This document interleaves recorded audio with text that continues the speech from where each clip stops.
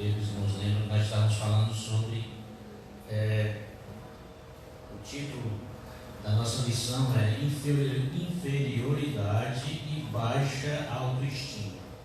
Como nós estamos observando nesse ciclo de lições dessa revista, os irmãos não têm revista em mãos ainda, a gente não teve tempo de ir na cidade comprar. Eu vi na internet, mas até para que chegasse pela internet ia demorar um pouco, e eu não tive tempo de ir à Luz e Vida, mas se Deus quiser nessa semana a gente estará providenciando. Mas o ciclo de lições dessa revista nos faz uma abordagem sobre vários aspectos da vida, da nossa vida, do nosso cotidiano, da nossa prática cristã. E um aspecto que nós estamos estudando, começando na semana passada, é sobre a autoestima. E apenas a título de lembrança, de rememorar, de lembrar aquilo que nós vimos na semana passada, a definição de autoestima, dada pela psicanálise e pela psicologia, ela diz que é um sentimento ligado à maneira como me vejo. Para o cristão, a autoestima está baseada no caminho de Deus revelado em sua palavra. A ideia de autoestima é essa ideia de sentimento que temos de nós mesmos, a visão que nós temos de nós mesmos. Amém? Certamente essa visão nossa de nós mesmos muitas vezes está distorcida, ela está desfocada. E a gente vai ver as razões desse problema de termos a visão de nós mesmos desfocada. Quando falamos em autoestima, nós estamos nos referindo a aspectos relacionados à forma como nós nos postamos diante da vida e como nos relacionamos com os outros. E a gente percebe que essa autoestima, ela não deve ser vista por nós que somos cristãos como algo que diz respeito a uma compreensão natural da vida. A gente precisa entender que a autoestima, ou seja, esse sentimento que a gente tem em relação a nós mesmos, precisa estar alinhada com a palavra de Deus. Sem que a gente tenha uma visão exata do que seja a autoestima, à luz da palavra de Deus, nós iremos ter problema, porque hoje os conceitos dados pela psicanálise e pela psicologia, uma vez que em algumas partes se distanciam da palavra de Deus, trazem ideias equivocadas. A gente precisa estar bem atento a isso. A gente, quando define a autoestima, a psicanálise vai apontar alguns pilares, e a gente não está aqui tentando psicologizar as escrituras, não é nada disso. A gente está tentando compreender as escrituras também do ponto de vista racional, e a psicanálise ela nos leva a essa compreensão, embora que a gente não possa extrair da psicanálise princípios que contrariem as escrituras. Amém? O nosso norte, a nossa base, o fundamento de nossa vida são as escrituras. Mas a psicanálise ela aponta esses pilares. A gente já viu isso na semana passada. A autoaceitação é uma postura positiva com relação a si mesmo, né? É aquela questão da pessoa se ver a si e ter uma conduta positiva, né? Ter aquilo que se chama de proatividade. Quando a gente olha para as escrituras e a gente pensa na condição do homem em seu estado original, a gente consegue ter uma compreensão melhor do que seja essa visão, essa postura positiva com relação a si mesmo. Lá no capítulo 1 de Gênesis, a gente vai buscar isso antes da queda. A gente vai ver que a queda deturpou essa autoestima humana, e a gente precisa compreender qual é propósito de Deus para o homem antes da queda, amém? É antes da queda que a gente verifica o homem em sua integridade espiritual, moral. E nós vamos ver que o capítulo 1, versículo 26, está dito assim: também disse Deus, façamos o homem a nossa imagem, conforme a nossa semelhança. E o versículo 27 diz assim: criou Deus, pois, o homem, a sua imagem, a imagem de Deus o criou, homem e mulher os criou. E quando então a gente pensa nessa imago Dei, a gente pode compreender que Deus formou o homem à sua imagem, à sua semelhança. Não há aí nessa afirmação da Bíblia uma ideia de identidade plena. Quando se fala que algo é a imagem de outra, não se confunde a imagem com o objeto real. A imagem é vamos dizer assim, é um reflexo, né? É algo que se projeta. E no homem, Deus projetou a si mesmo. Não que o homem passou a ter, né, quando foi criado, teve uma divindade. O homem não é portador de divindade, mas o homem ele é um reflexo daquilo que Deus é. É por isso que o homem possui alguns atributos que são divinos. Deus transmitiu a ele atributos que são divinos, não que tenha tornado divino, mas Deus atribuiu-lhes alguns atributos que são divinos. Por exemplo, um desses atributos, a capacidade de conhecer, né? O conhecimento, a cognição, né?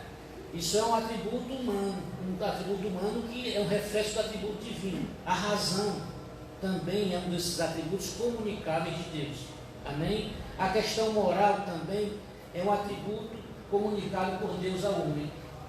Mas essa ideia de o homem ser a imago Dei, né? O que está dito na palavra de Deus como o homem sendo a imagem de Deus, nos faz pensar de que a autoestima tem a ver, a autoestima em seu sentido, vamos dizer assim, pleno, equilibrado, tem a ver com essa ideia de imago Dei. Amém? Outro pilar da autoestima é a autoconfiança, diz respeito a uma postura positiva com relação às próprias capacidades e desempenho. E veja que essa ideia de autoconfiança, ela estava lá também no ato da criação, na origem do homem. E a gente percebe isso no versículo número 29, quando diz assim: e disse Deus ainda, eis que vos tenho dado todas as ervas que dão semente. Na verdade é o versículo 28, eu coloquei 29 ali, mas é o versículo 28. Deus abençoou e lhe disse: sede fecundos, multiplicai-vos, enchei a terra. E aí vem as duas palavras que eu quero chamar a atenção dos irmãos: sujeitai-a e dominai sobre os peixes do mar. Enchei a terra e sujeitai-a, dominai sobre os peixes do mar, sobre as aves do céu, sobre todo animal. Veja, sujeitar a terra e dominar a criação. Sujeitar e dominar tem tudo a ver com essa ideia de capacidade e desempenho. Deus deu ao homem capacidade e desempenho para sujeitar a terra e dominar a criação. Deus deu ao homem o chamado mandato cultural. O homem, na sua feição original, ele tinha isso muito claro, né? Deus disse: olha, sujeitai a terra e dominai sobre a criação, dando a ele então capacidade e desempenho. Amém? Não é importante não confundir autoconfiança com autossuficiência. É verdade. A autoconfiança aqui é você saber que você é dotado de capacidade e desempenho.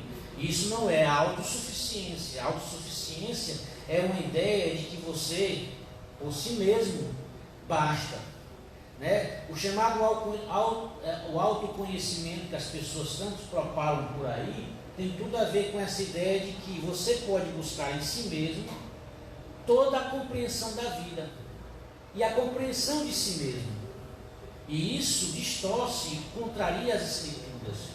Na verdade, quando Deus outorga ao homem a capacidade de sujeitar a terra e dominar a criação, é segundo o significado que ele deu à vida, e não segundo o significado que Adão daria à vida. Porque Deus criou todas as coisas com seus significados.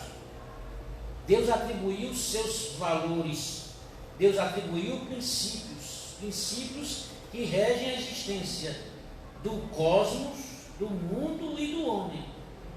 De modo que essa capacidade e desempenho, o homem não tem que se buscar como se tendo uma autonomia em relação a Deus. Na verdade, ele recebeu de Deus essa capacidade e esse desempenho. E é por isso que quando a gente pensa em autoestima, a gente precisa se voltar para Deus, porque só em Deus a gente tem o verdadeiro significado das coisas, da vida e da existência. Amém? Muito bem lembrado, irmão. Outro aspecto, outro pilar da autoestima é a competência social, é a experiência de ser capaz de fazer contatos. Isso inclui saber lidar com outras pessoas. E a gente percebe isso também anteriormente à queda. Eu queria que os irmãos, se fosse possível, eu pedi aos irmãos lá que estão assistindo pela live, que pudessem interagir com a gente. Se os irmãos verificarem aí, eu estou tentando acompanhar aqui. Se existe alguma pergunta, os irmãos sinalizem para mim, para que eu veja a pergunta, tá certo? Mas os irmãos que estão assistindo em casa podem ficar à vontade de interagir conosco. Aqui a gente tem um ambiente de interação e a gente quer também oportunizar os irmãos em casa a fazerem essa interação também. Mas veja, essa competência social como pilar da autoestima também a gente verifica presente lá no livro de Gênesis, anteriormente à queda. Gênesis capítulo 2, versículo 23. Quando Deus cria a mulher e entrega a mulher ao homem, traz a mulher ao homem, veja a expressão de Adão em relação àquele outro ser. E disse o homem: esta, afinal, é osso dos meus ossos e carne da minha carne, chamar-se-á varoa, porquanto do varão foi tomada. O que a gente percebe aí é que Adão reconhece uma relação de alteridade. E quando a gente fala de relação à alteridade, a gente fala de relação com o outro. Adão já não estava mais sozinho. Adão tinha necessidade de interação. E Deus sabia e reconhecia isso quando ele diz assim: não é bom que o homem esteja só. E essa ideia então de autoestima tem a ver com essa possibilidade, essa experiência de se fazer contatos. Amém? A gente sabe aquela história de Robinson Crusoe, que ele passou vários tempos, vários anos, isolado de qualquer contato com a civilização, e a gente nota a dificuldade na história, Claro que ali, alguns dizem que foi baseado em fato real, mas ali é uma ficção, e a gente nota que a ideia ali é que Crusoe tinha dificuldade, porque ele era sozinho, ele sentia solidão. E a solidão o atrapalhava. E a sua vida só, assim, vamos dizer assim, passou a ter algum sentido, a melhorar, a ter algum sentido, quando ele conheceu o índio sexta-feira. E ali ele sabia, ele tinha necessidade de interação. Não sei se os irmãos aqui acompanham nessas televisão, por assinatura, um programa de sobrevivência. Eu gosto muito de uma pessoa chamada Ed Stanford, de Sobrevivente.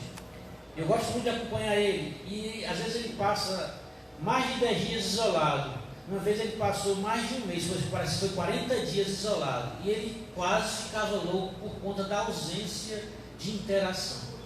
Então, a autoestima tem tudo a ver com essa interatividade, a chamada princípio da alteridade, o relacionamento meu com o outro. Amém? E esse relacionamento no Éden, então, era necessário, era bom. Vamos à frente. Outro pilar da autoestima é a rede social, ou seja, está ligado a uma rede de relacionamentos positivos. E a gente percebe isso também na primeira interação humana, que é o de Adão e Eva.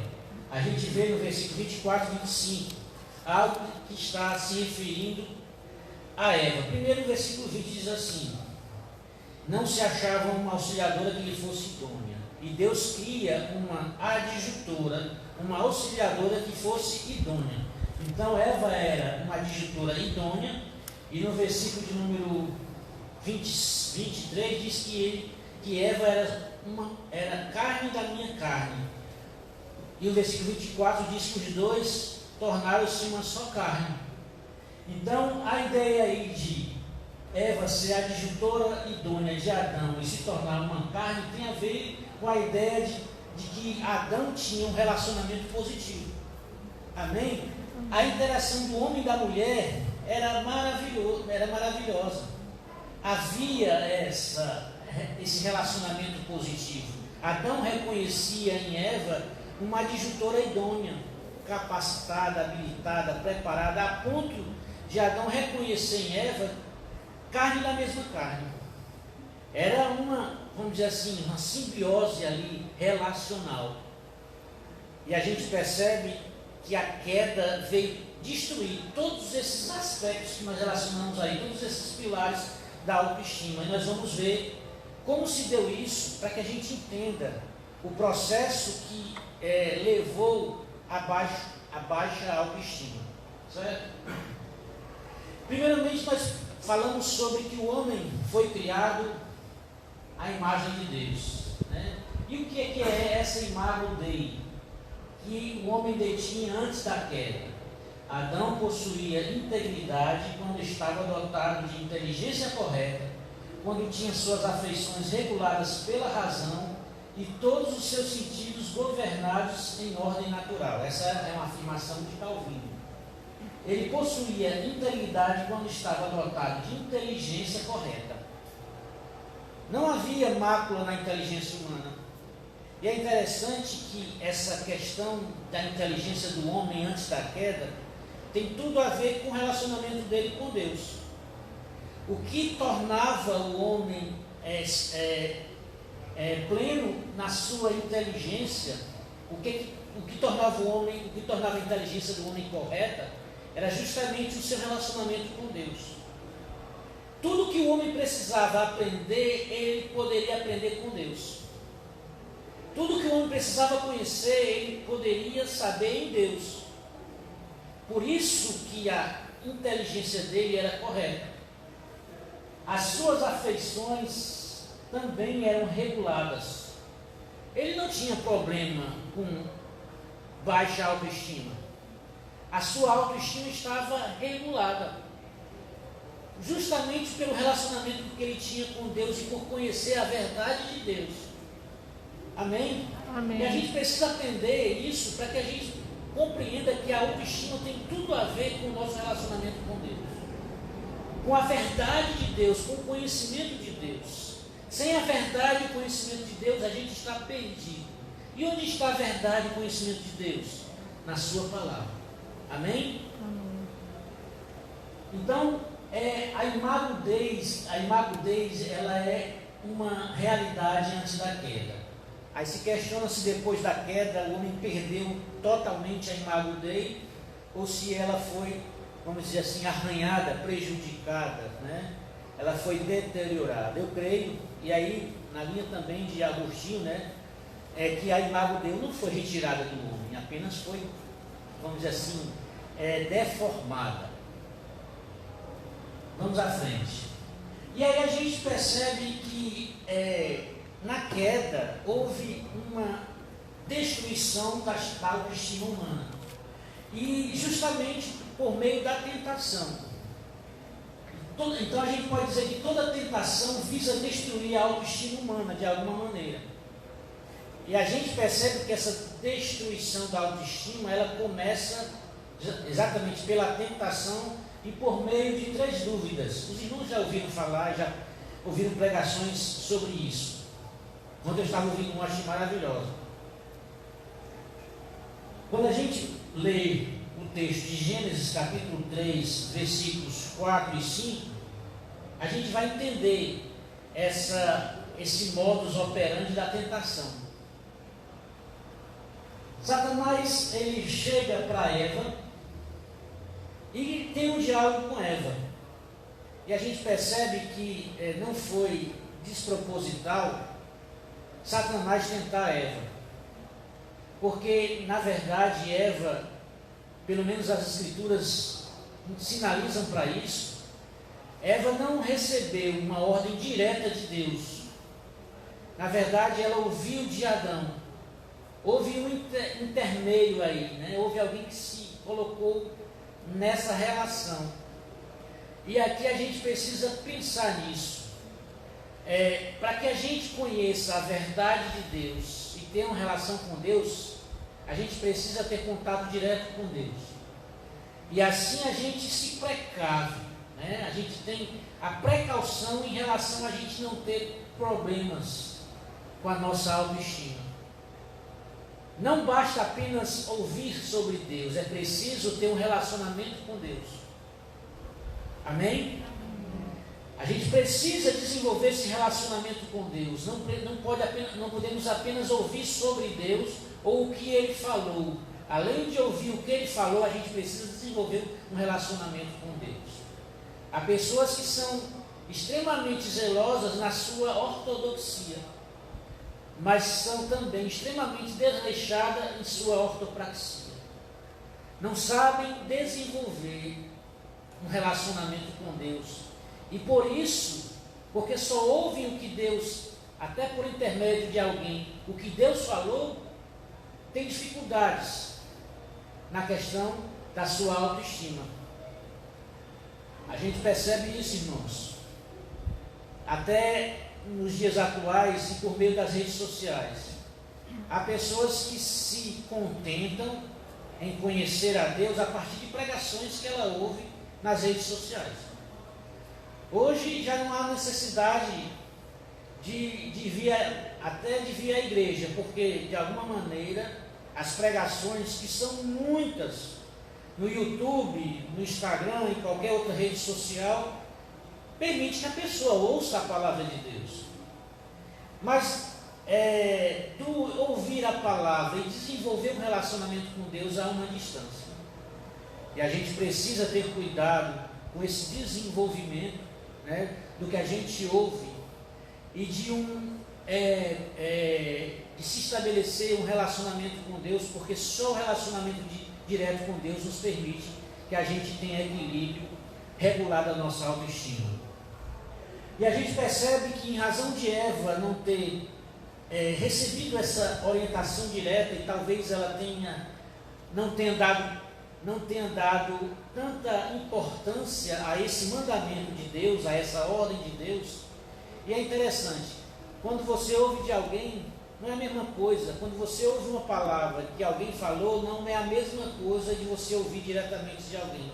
Porque quando você ouve de alguém diretamente, a entonação da voz, o ambiente em que se foi falado aquilo, tudo isso muda. Parece que você tem maior atenção, você presta mais, né? Você observa os detalhes, você entende exatamente o sentimento da pessoa que falou. Não é isso que acontece quando a gente conversa diretamente? Mas quando se interpõe alguém, a gente já não tem mais essa afinidade.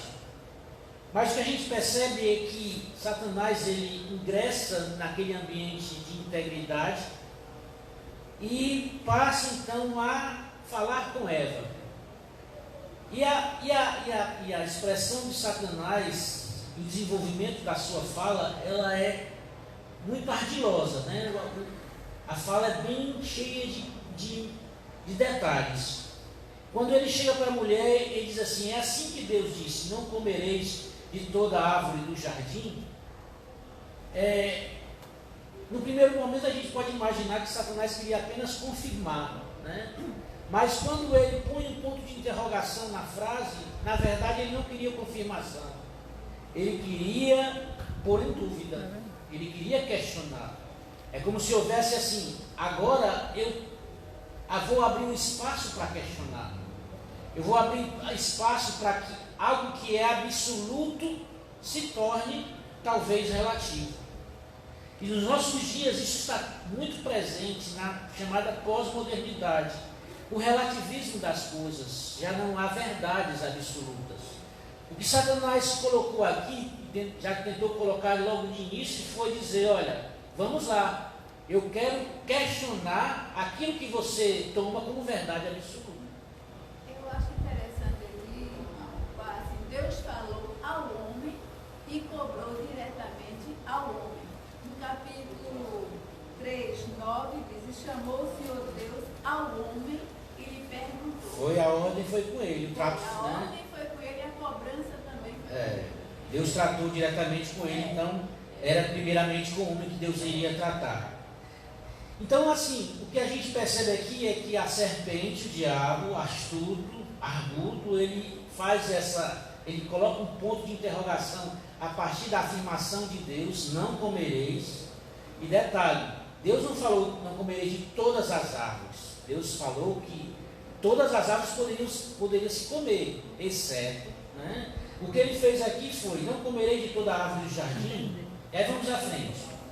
Ainda acrescenta que não era para tocar.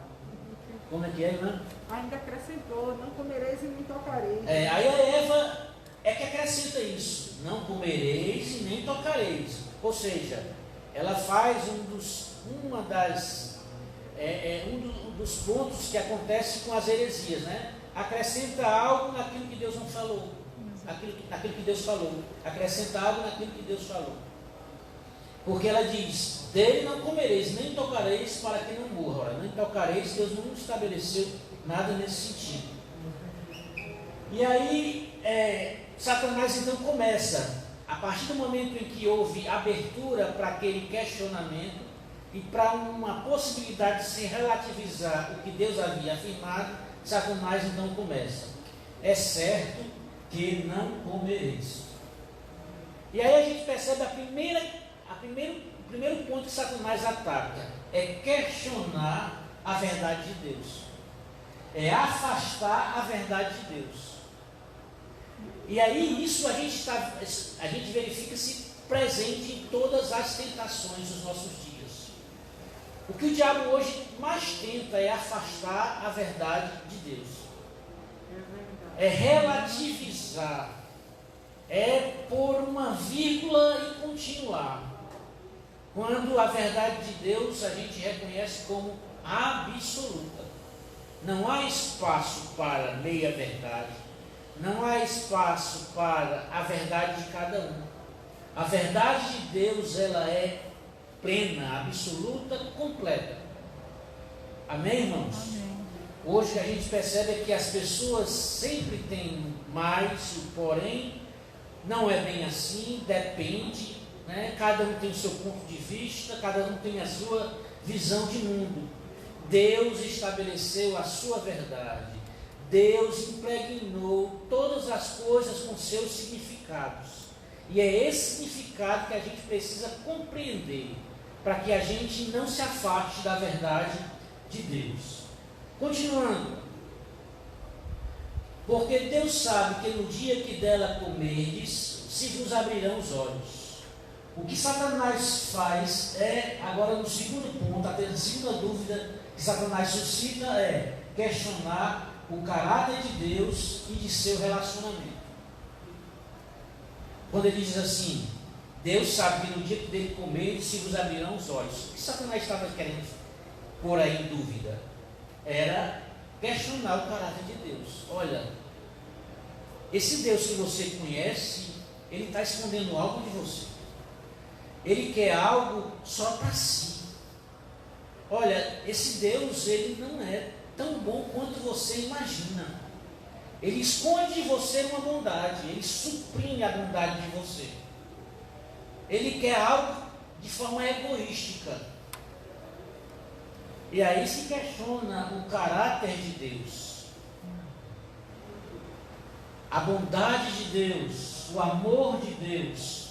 Não foi isso que ele questionou lá com Jó? Ele questionou o relacionamento, o caráter de Deus e o relacionamento de Deus.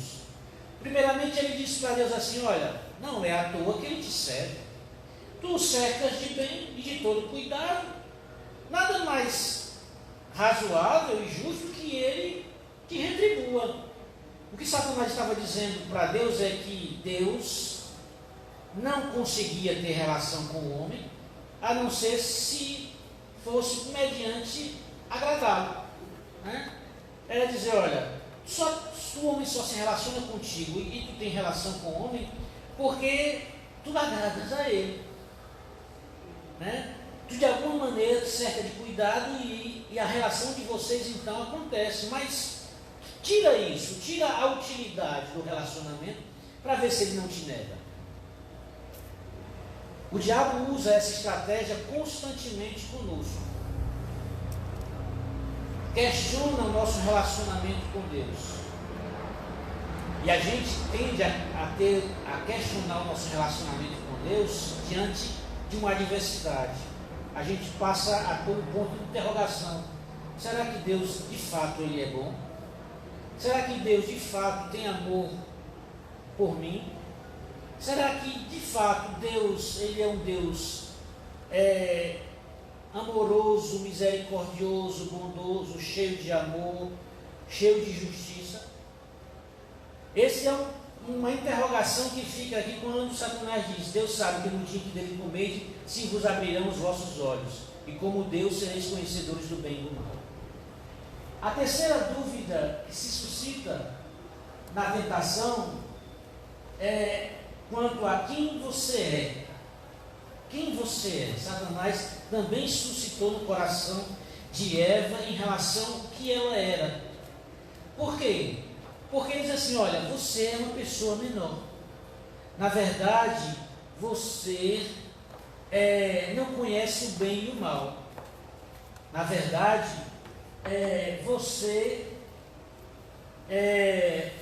Deus não é suficiente para você. Deus não basta para você. Você precisa ter um conhecimento próprio. Não basta você crer em Deus, você confiar na sua promessa, confiar no seu cuidado, confiar naquilo que Ele falou. Você precisa conhecer também. E aqui vem um grande problema que também está relacionado com a autoestima. Quando o homem busca ter uma autoestima equilibrada em si mesmo, ele busca a suficiência em si. Ele acha que por meio do autoconhecimento e por meio de suas experiências vivenciadas, ele consegue ter essa autoestima. A gente vai ver mais à frente. Ou seja, ele passa a dispensar Deus. Agora eu vou procurar o meu autoconhecimento, a minha suficiência. Eu quero conhecer por mim mesmo o bem e o mal. Quando eu estava ouvindo a pregação, o irmão pregava sobre isso, achei interessante.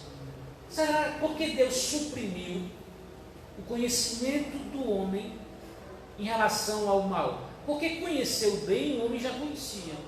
Ele conhecia a verdade de Deus, ele conhecia a Deus, se relacionava com Deus.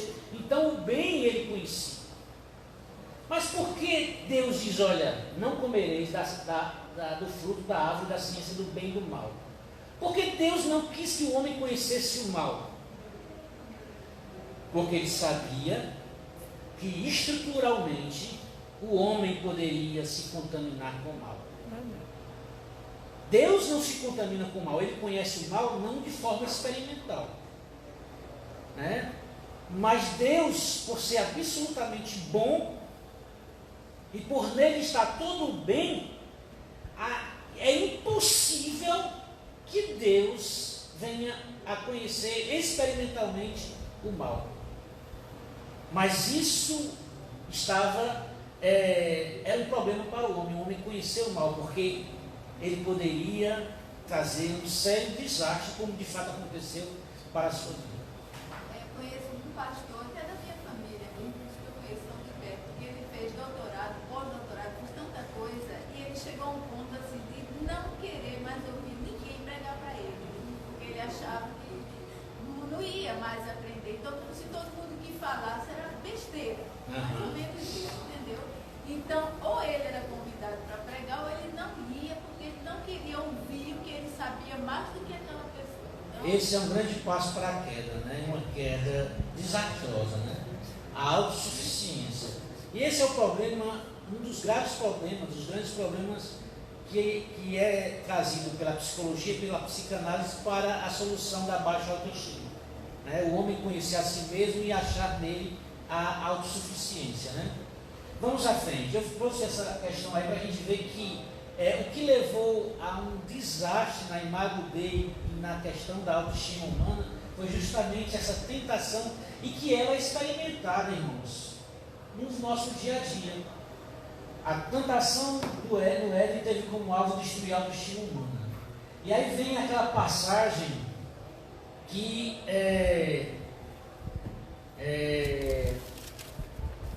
o apóstolo João fala, né, 1 João capítulo 2, versículo 16 e 17, que é uma síntese do que aconteceu no Éden, e também a síntese da tentação de Jesus.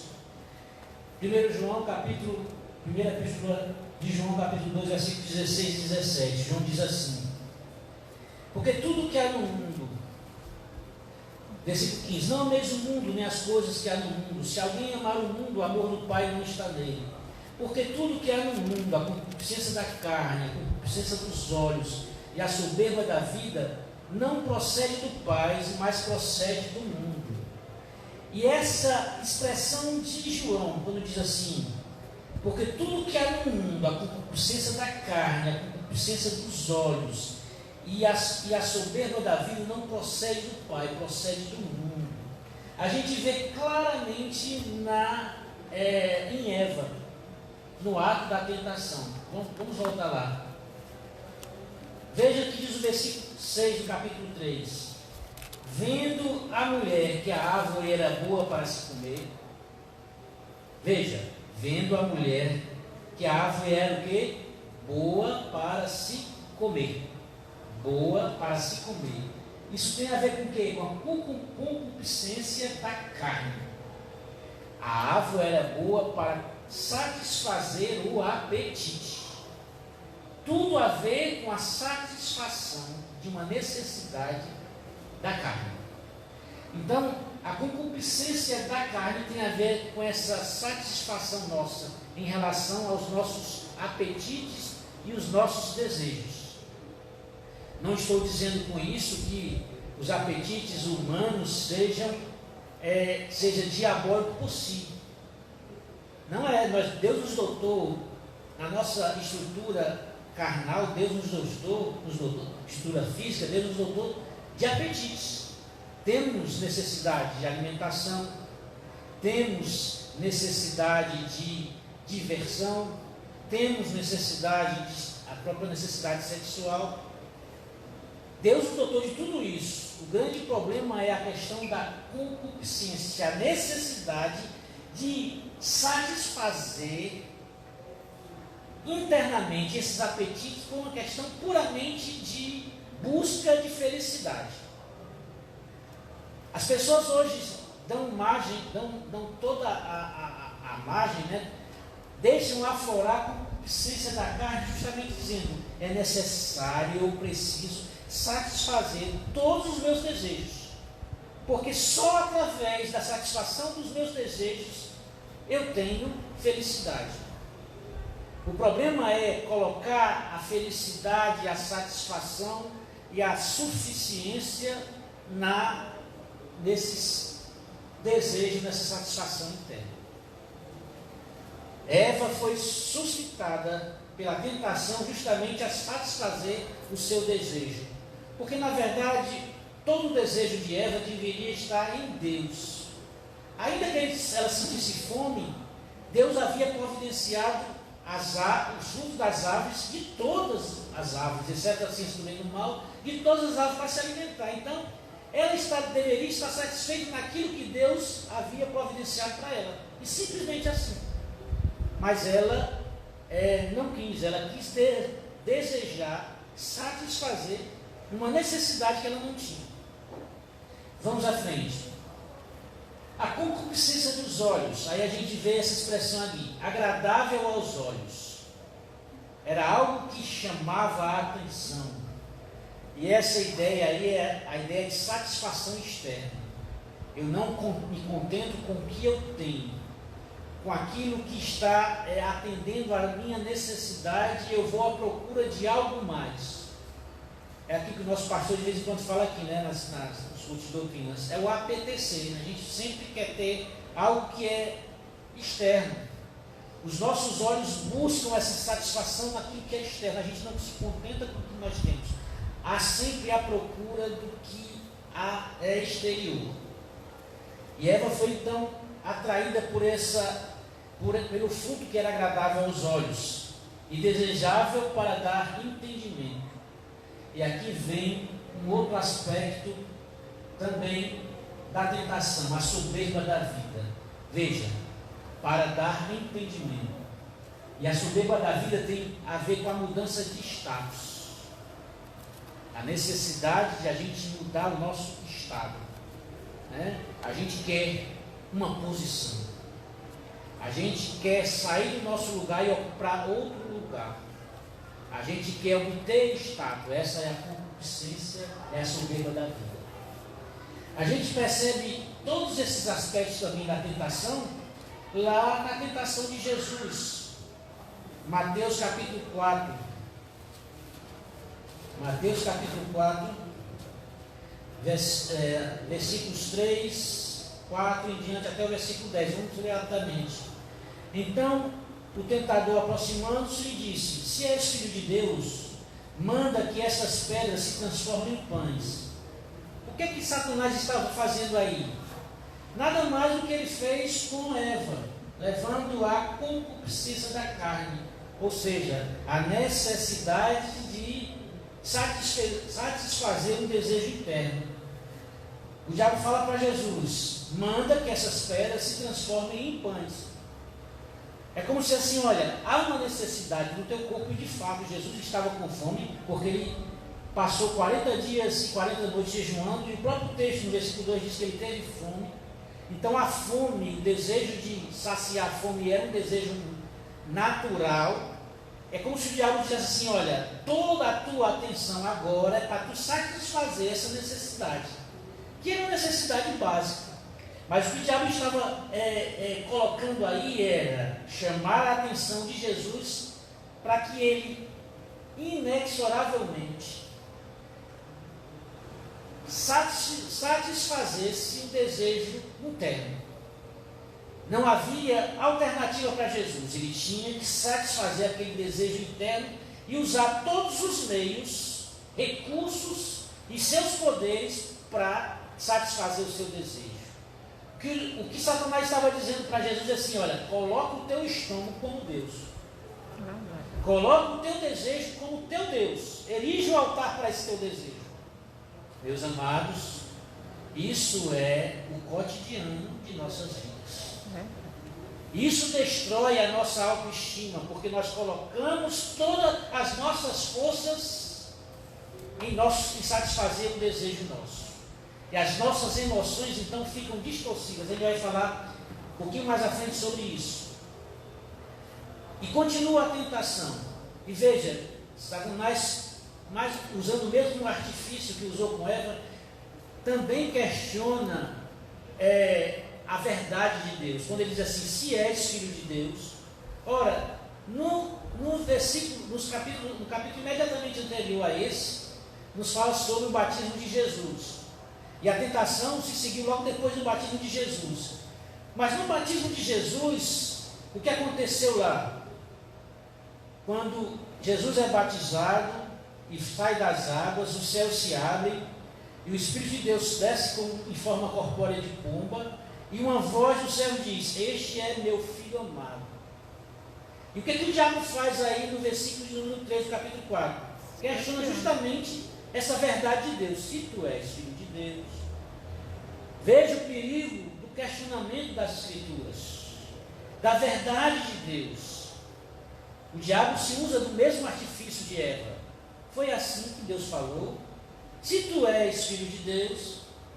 E aí ele continua a tentação. O interessante é que Jesus responde pela palavra: não só de pão viverá o homem, mas de toda a palavra que procede da boca de Deus. A nossa suficiência está em Deus e na sua palavra.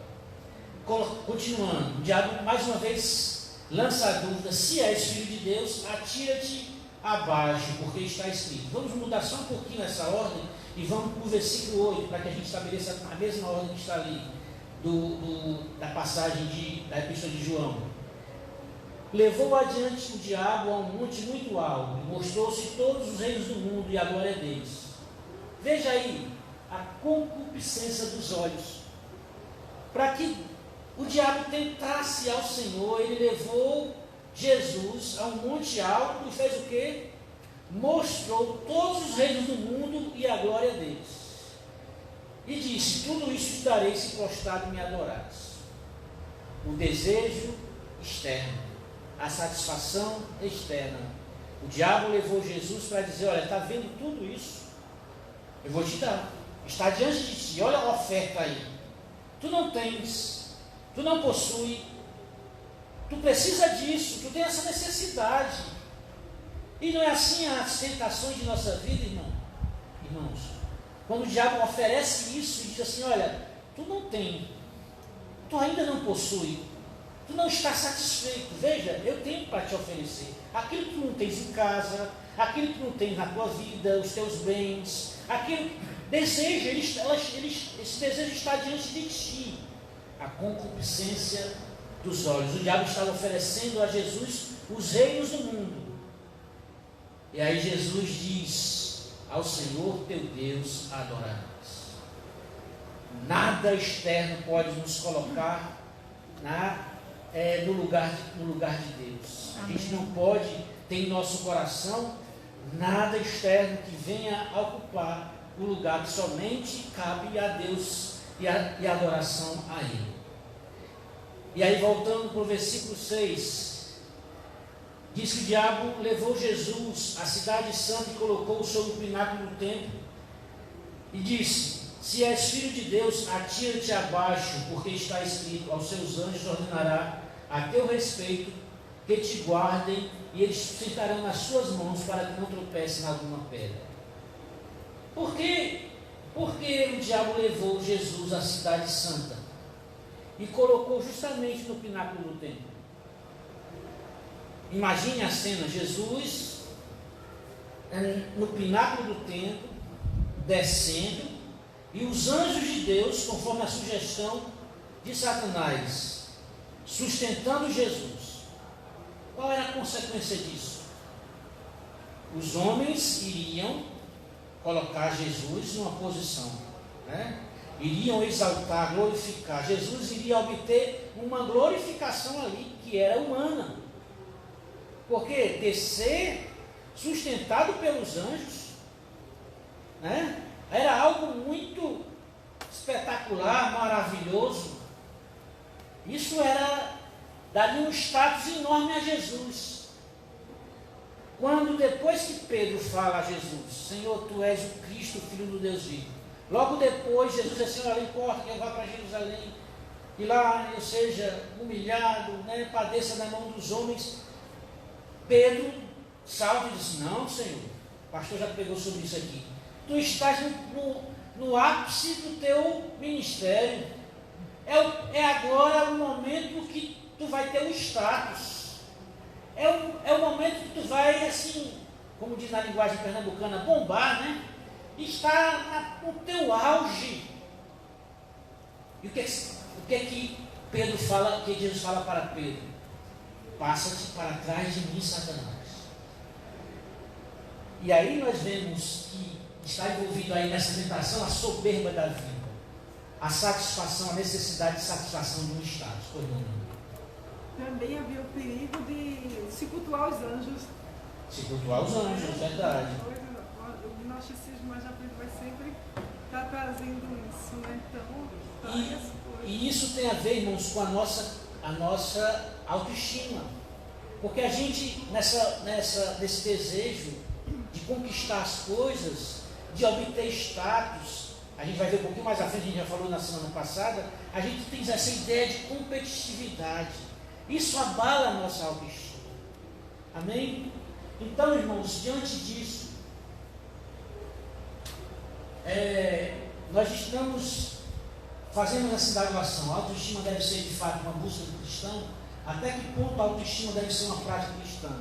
Veja, a autoestima aí é condição sua equilibrada, consciente, regulada, racional, sã, de estar bem, de se sentir bem, de sua mente, o seu corpo, a sua mente, o seu espírito está bem.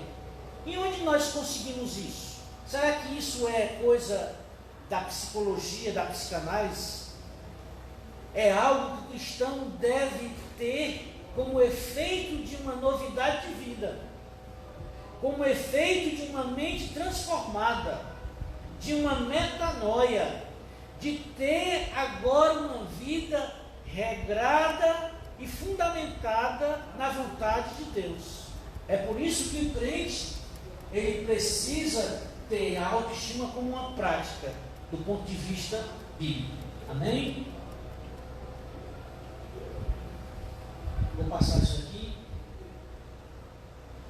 Nós falamos na lição passada que a autoestima hoje ela é vista, né?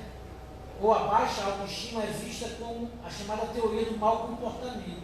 A autoestima do ser, a baixa autoestima do ser humano tem a ver com o seu mau comportamento. E aí basta que o homem melhore a sua condição do seu comportamento, principalmente quanto ao seu julgamento moral, para que ele tenha essa autoestima melhorada. Basta que se anime as pessoas e ajude-as a se desenvolver. Ou seja, a ideia de melhorar a baixa autoestima na psicologia, em parte, e na psicanálise, está distante das escrituras e vê a solução da baixa autoestima no próprio ser humano. Mas se busca então resolver esse problema através da ajuda e do ânimo das pessoas. Vamos à frente. E a gente precisa entender que as escrituras elas possuem uma visão bíblica, né? Elas possuem uma visão de Deus sobre a autoestima. A gente leu isso em 1 Coríntios capítulo 4, versículo 1 a 5. Lá nesse capítulo, Paulo revela 3 coisas a respeito da autoestima. A condição natural do ego humano, a visão transformada do eu, a qual se dá por meio do Evangelho, e como alcançar uma visão transformada do eu. A condição natural do ego humano.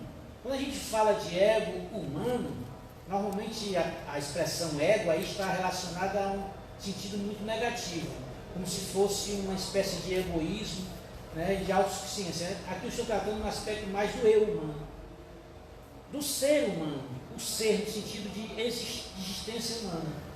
A condição natural da existência humana, a visão transformada desse eu, do ser do homem, que se dá por meio do Evangelho, como alcançar uma visão transformada do eu. E a gente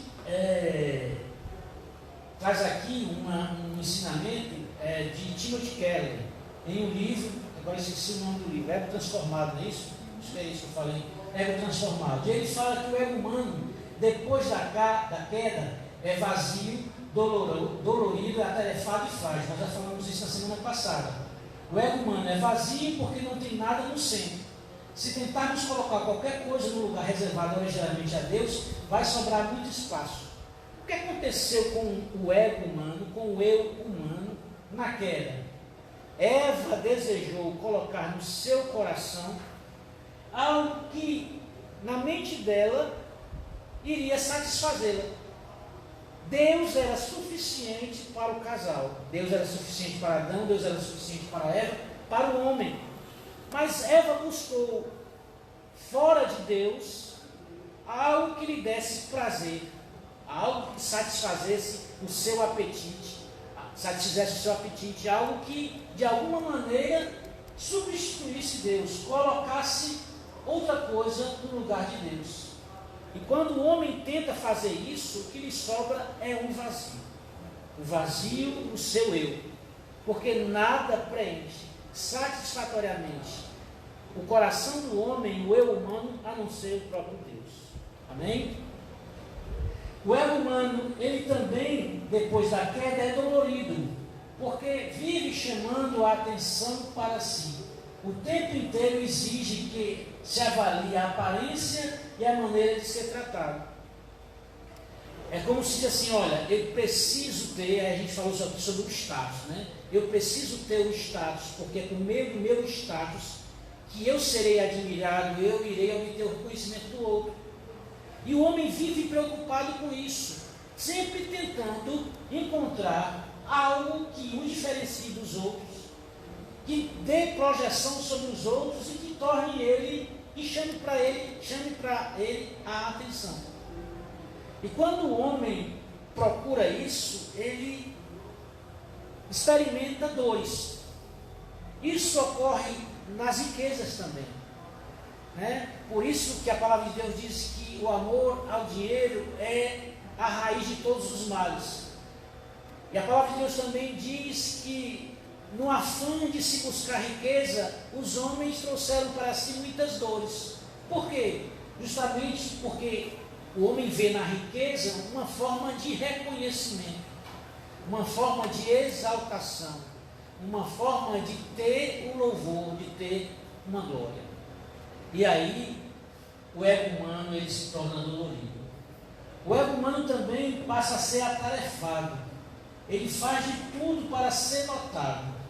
Ele se ocupa demasiadamente. Aí vem a questão da necessidade da comparação. E nesse afã de fazer essa comparação, o homem busca incessantemente. E aí vem o sentido da competitividade. Nos nossos dias, essa ideia de competitividade é muito presente. Os irmãos que estão nos assistindo, acho que não vai dar tempo a gente encerrar. E não fez nenhuma pergunta antes também. Eles também fizeram pergunta nenhuma não. Amém. Estava olhando. Nós vamos continuar para encerrarmos a lição. Se os irmãos tiverem a transmissão interrompida, os irmãos nos perdoem. Nós temos ainda pelo menos 4 minutos. no máximo 10 minutos, 5 minutos ou 10 minutos. Então, só para nós encerrarmos. Então a gente percebe que o ego humano ele se torna atarefado em razão desse desejo de procurar ser notado. E com isso vem a competitividade. E a competitividade é muito presente nos nossos dias. As pessoas sempre parecem estar nesse afã de querem de alguma maneira serem notadas e se destacar em relação à outra, e com isso a competitividade ela é acirrada. Isso tem enfermado as pessoas, irmãos, de uma maneira muito terrível, porque muitas pessoas não sabem reconhecer até mesmo as suas limitações, não sabem reconhecer até a sua, vamos dizer assim, a sua vocação para determinadas coisas, e a sua não vocação para outras coisas.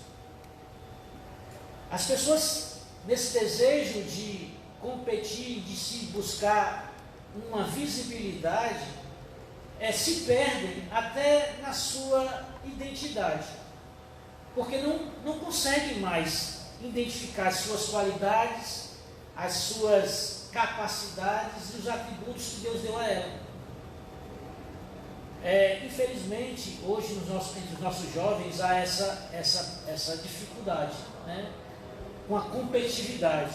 Hoje o mundo se tornou extremamente competitivo. O escritor C.S. Lewis fala sobre isso. Competitividade é o que se acha no âmbito do orgulho. O orgulho não se satisfaz em ter uma coisa, mas em tê-la em quantidade maior do que os outros. Dizemos que as pessoas se orgulham de ser ricas, espertas ou bonitas, mas isso não é verdade. Elas têm orgulho de ser mais ricas, mais espertas ou mais bonitas. Por fim, o ego humano, ele também se torna frágil. O ego humano é frágil. O complexo de inferioridade é o desejo frustrado de superioridade. A pessoa que o tem declara aos outros que se odeia e declara isso também a si mesma. O desejo de ser superior. E quando não consegue, aí entra o sentimento de inferioridade, de frustração.